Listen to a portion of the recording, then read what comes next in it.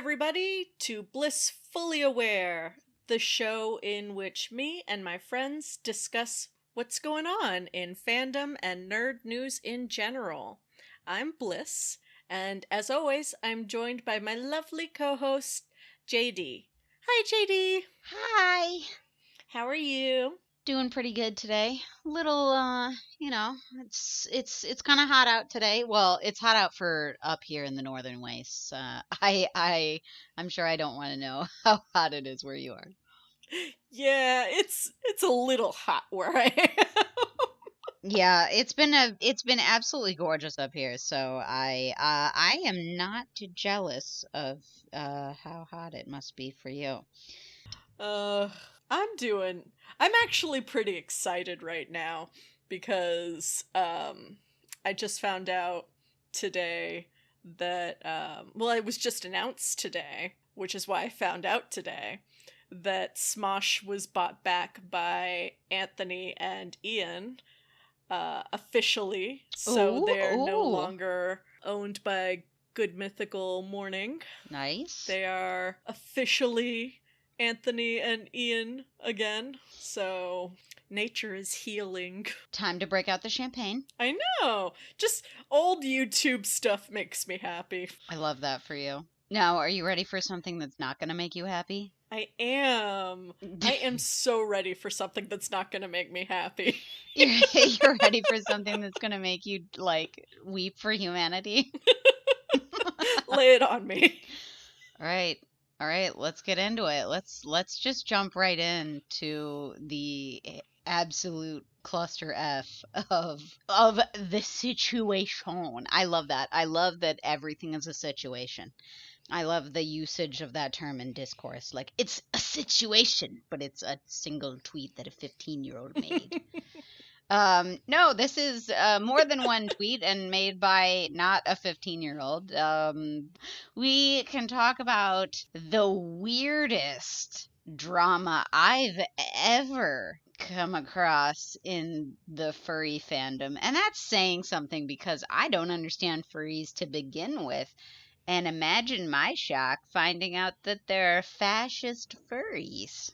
Oh, yeah. Fascist furries. Yeah, fascist furries are a trip. Fascist furries cheat on their spouses. Can you believe? Oh, These I'm shocked. in my good Christian furry fandom.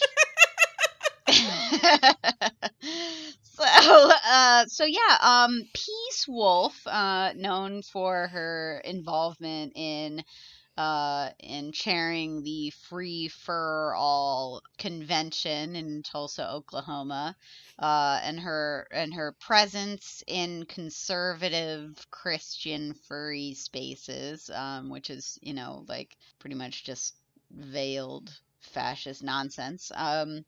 Is a divorced woman, and she's apparently just completely just sprung out of the restrictive conservative Christian marriage that she had with her ex-husband. And she has started a new relationship with two other. She became a unicorn. She became the unicorn for this couple who are not coincidentally the guest stars for the next Free for All that is this July. Gosh, I wonder why. If she's the con chair. And to be clear, when you say unicorn, it's not unicorn as in furry unicorn, it's unicorn as in third in a relationship. So go on. She's now a live your truth divorced woman. After there was cheating, there was cuckolding, there was all kinds of naughty things that one would definitely never assume would happen in a conservative Christian relationship. And this is why we love them so Not much. while furry Jesus is watching. What kind of furry do you think Jesus is? Like, what's his persona? I want to say wolf because there's so many wolves out there. And, we're all created in his image. Oh, okay. So like that would make like the most sense. right? Maybe. Like, that's where my brain's going. That's where your brain's going. I don't know. Jesus, wow. Wow. Yeah, I could see Jesus as a wolf, I guess. I mean, he's like, the natural leader, he had a group of apostles. Like that makes sense, right? He's got a little pack. Yeah, Yeah. he's got a little pack, he's got a little fam. Yeah, I can see it. I can I see it. think I think Jesus is Alpha Oh, and he's the Omega. alpha. Oh my Uh god. Woo, okay. Now all I can think of is Jesus furry crucifixion. Like, okay, all right. So you teased a little bit. You've led Mhm. me in. Mhm. Peace Wolf. Love that for her being the third in this relationship. She sounds completely freed now that she's divorced from her husband, Foxglove. Yes. But I hear that it's all a little bit more complicated than that. It was very complicated. Honestly, her statement, which was like just literally a wall of text. I mean, like, congratulations or I'm sorry that happened. Like, like very very convoluted descriptions of personal things that no one needed to know about her ex-husband and about her relationship with him. Yeah, there was some shaming him for like normal stuff, like pegging. You don't have to shame a man for pegging. Yeah, that's, I mean, it's fairly normal. Well, I mean, maybe it's not normal for her because good Christian, for I don't know, whatever. I thought, whatever. So so allegedly, according to Peace Wolf, she claims that Foxglove met her at the age of 17 and dated her online for 3 years, and they married when she was 21. Okay. And he did everything in his power to groom her words, into his mold for the perfect wife. Mm-hmm. And he had created how she states it is, he had a fictional relationship of an illustrated woman. So he had this fantasy of a woman named Lily who was always pregnant, birthing children for him. Like, this is obviously a kink thing, and I'm not kink shaming this guy, furries be furrying, pregnancy kinkers be pregnancying. This became a problem. And Mm-hmm. he was fooling around and planned to have sex with another female member of staff while she was chairing the free for all in July of 2022. So he sexted another woman. They planned to get together behind her back at the convention. She describes being devastated by this. So obviously there was marital issues in this good Christian furry household. There's way too much, like, I don't understand furries, first of all, but I also do not understand how in the world is this post that she made, this essay that she wrote, it's illustrated. There's illustrations in this Mm-hmm. statement. Like, there's weird pregnancy kink illustration in this, like that. Does that strike you as strange? It strikes me as strange. I just chalked it up to furries be furrying. Yeah, well, I guess you're right. Um, so she details that she met, I hope I'm saying this right, Jason Effects and Cab's Corner, who were attendees of Free for All, and they were new friends of hers, and they really were by her side this whole time. They really helped her, get through this really delicate, vulnerable time in her life. And as her marriage is deteriorating, she and Cabs and Jasonifex end up becoming like this like polycule and totally just leave Fox out in the cold. There's literally an illustration of him baking cookies outside of a closed door, and there are three tales of three other furries in the next room on a bed. We're assuming that what is happening off screen is explicit. Mm-hmm. So, like, you have this woe is me tale. They characterize her husband as this mopey, totally non-empathetic character who is just this complete incel fedora wearing fox. Just a cheating, grooming neckbeard. Yeah, just a cheating, grooming. He's depicted as overweight. He's depicted as his clothes are ill-fitting, and in one of these, he is very clearly depicted with a gun in a holster, because she claims that he essentially like went nuts and had his gun, and like there were like implicit threats to her life, alleged implicit threats to her life. And he's having this meltdown over a drawing on their whiteboard done by, these people who've been cuckolding him, and she claims that he tried to steal her car.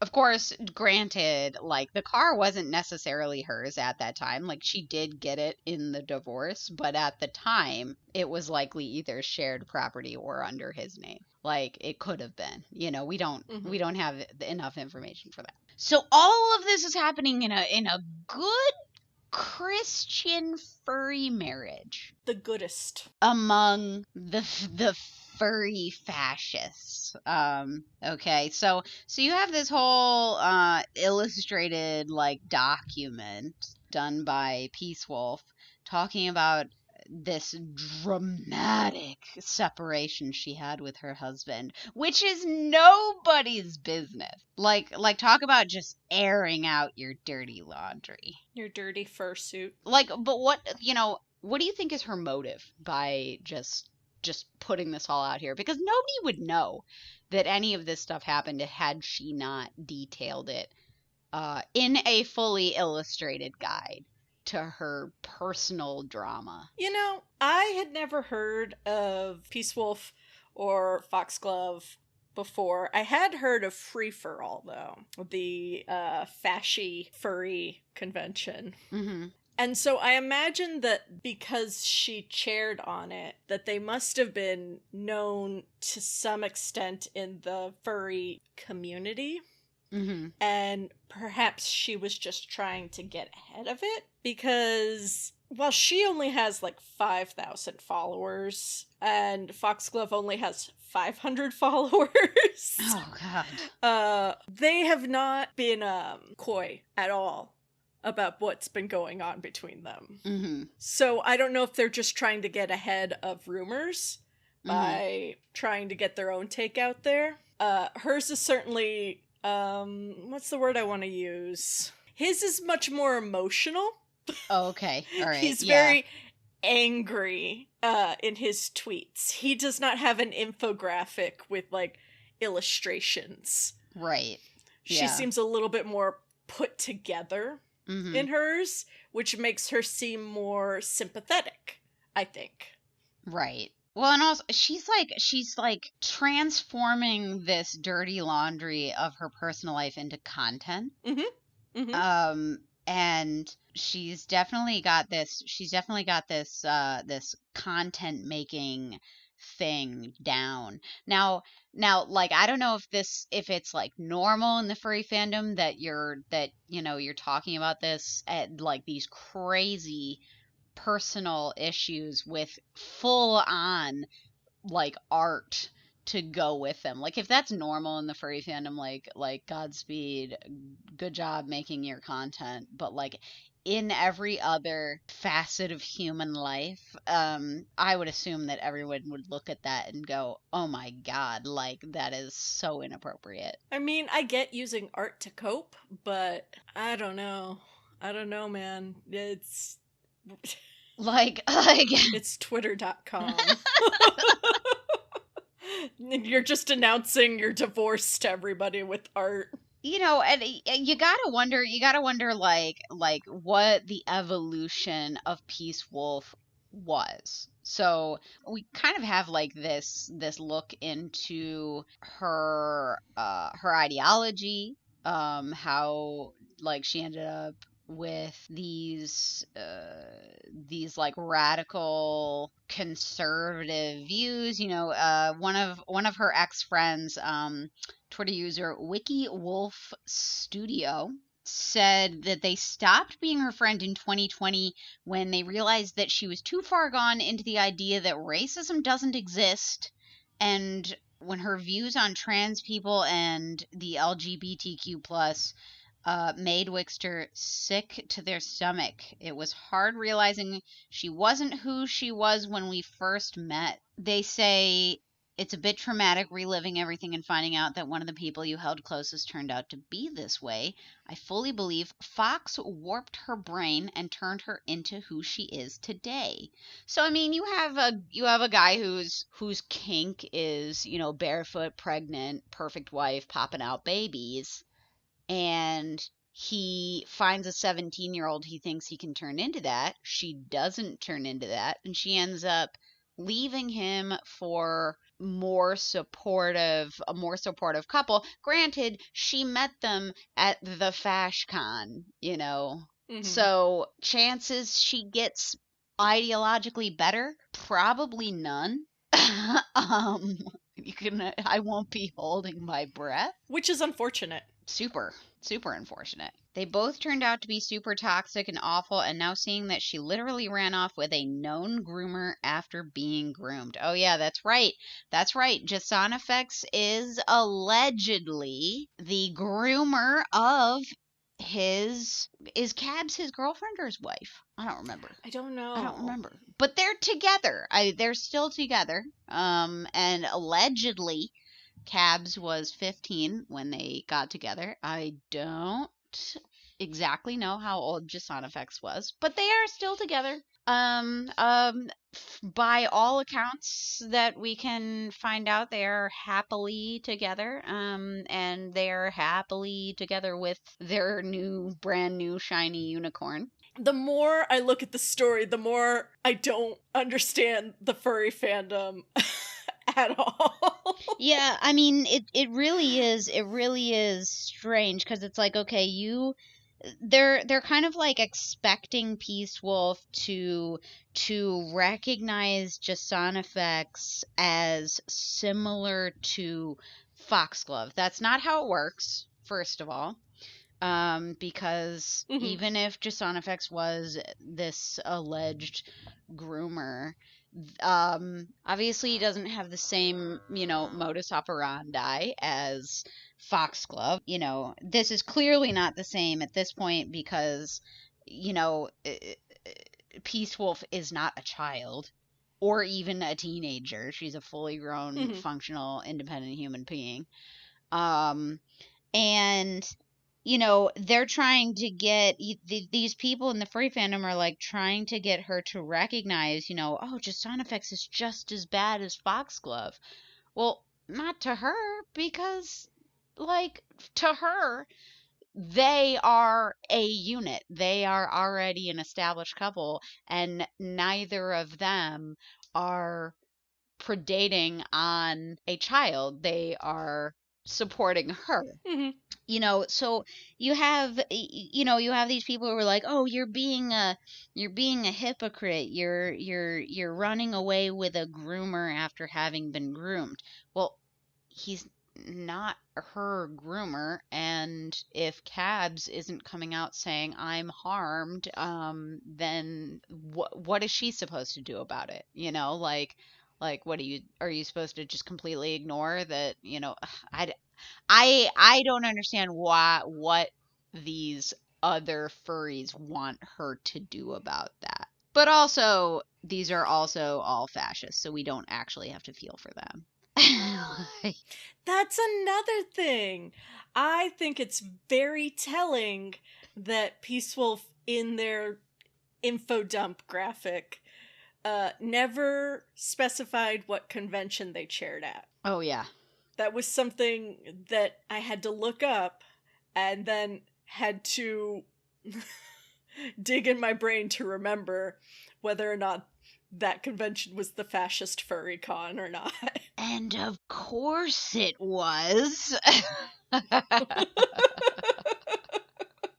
Because she couldn't just be a normal good Christian furry. She had to Yeah, be a no. fascist good Christian furry. So yeah, we have good Christian fash cons, riddled with cheaters, manipulators, groomers, blah blah blah blah. So my favorite thing is that you pretty much have this free for all. It's the Great American Furry Convention. It's supposed to be away from the degenerate furries. It's supposed to be a safe place for these moral furries to get together away from all the degeneracy and the bad things that happen at other furry conventions, with their I don't know what they're called, yif piles and like furry I don't know what they're called. Oh my god, I don't know. Man, like none of this makes sense to me. I love the idea of a persona, you know what I mean? Like I made my Mothman head from a moth furry template, but I don't understand the culture. It's such an interesting culture. Have you watched The Fandom, which is the furry documentary on YouTube? No, I have not. Oh, it's real good. I would Yeah. recommend it. All right. I'll put it in my If you watch want to later. learn a little bit more about furries. I'm afraid. I'm afraid of learning too much about furries, because then, like, before you know it, I'll be like wandering around dressed as a skunk. That would be my persona. I would definitely have to be a skunk. Just because, I don't know. They're cute and they're stanky. So yeah, I mean, and obviously I probably wouldn't end up at a fash furry convention. That would probably not match any of my aesthetics.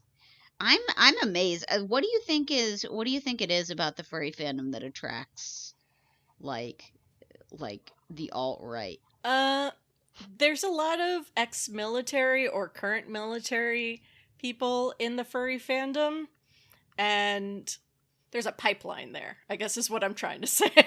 Is there like a reason that ex-military are like into furry? Has anybody done research on this? I know that they touch on it in the fandom, but I don't remember why. I find it interesting, the pipeline that goes military, fascism, also military furries. I can't Like, understand. were there furries? Like, I Nazi Germany? What? I don't get it. Why are you so weird? But anyway, yeah. No judgment. Yeah. No judgment. I can No. think things are weird without judging things. I think, honestly, as much fun as this drama has been, it boils down to just a public, messy divorce. So messy. So messy. Just a very, very messy divorce that happens to involve furries. But it's funny. Yeah, that's what makes it good. That's what makes the drama good, is just a little bit of that spice. Yeah. I just couldn't not. We had to talk about it. It was too in the zeitgeist. Yeah. So, there you go. There's your furry news of the week. The furry drama. I think we talked about the thing. We did. We went too far into the thing. Like, honestly, Peace Wolf herself went too far into the thing to begin with. Fully illustrated. The next thing you know, we're gonna have a children's book. Okay, alrighty. Yeah, we talked about the thing. Do you have a happy? I do have a happy. I have been catching up on the latest season of Demon Slayer.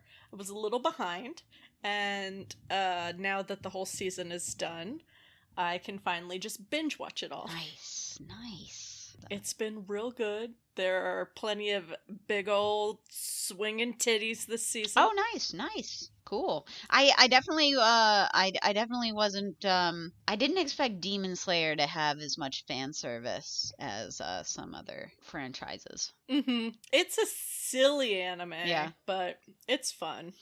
Hey, you know, when you're good, you're good. You got them titties.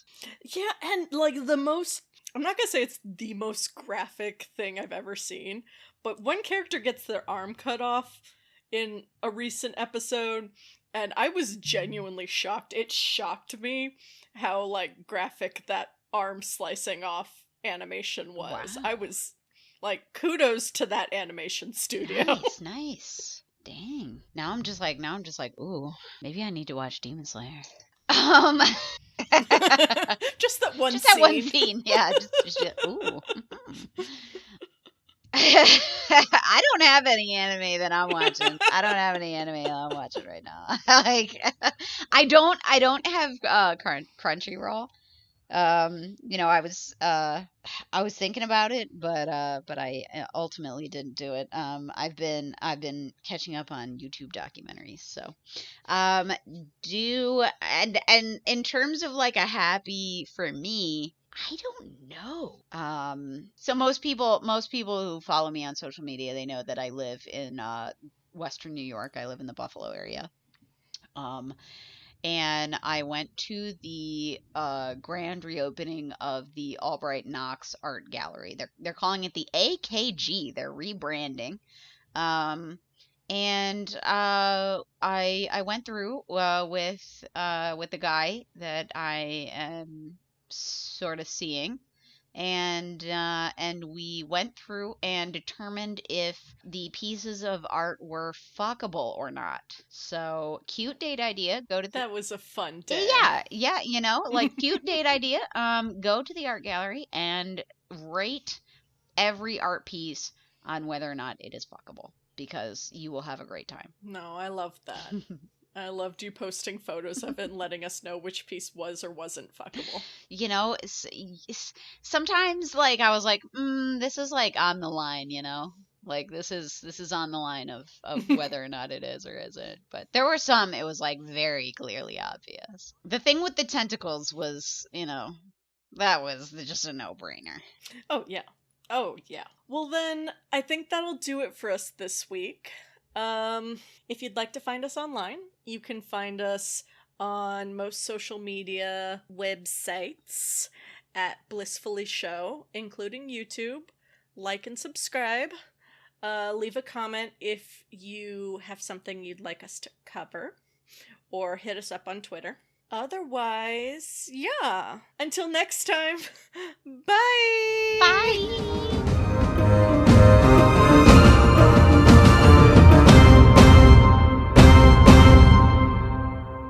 Like, were there furries in Nazi Germany?